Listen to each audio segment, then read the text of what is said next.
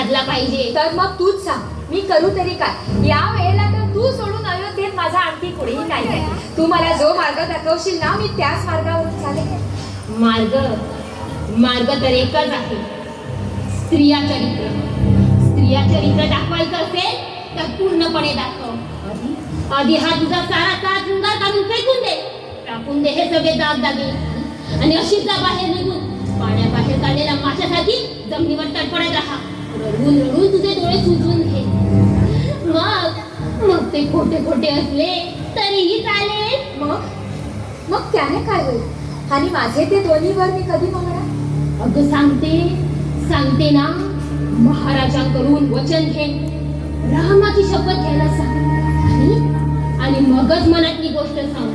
जोपर्यंत रामाची शपथ घेत नाही तोपर्यंत मनातली गोष्ट अजिबात सांगू नकोस, विसरू नकोस. नीट लक्षात ठेव, तुझी ही अवस्था पाहिल्यानंतर महाराज हवालदिल होतील, तुझी मनधरणी करतील, तुझ्या पाया पडतील. माझ्या प्राणाहून प्रिये, तुझी अवस्था का झाली, तुझी ही दशा का झाली? माझ्या प्राणाहून प्रिय, माझ्याशी गोष्ट कर, पण सावधान, बोलू नकोस. फक्त अश्रू ढाळत राहा, लांब लांब लांब लांब मुके देत राहा.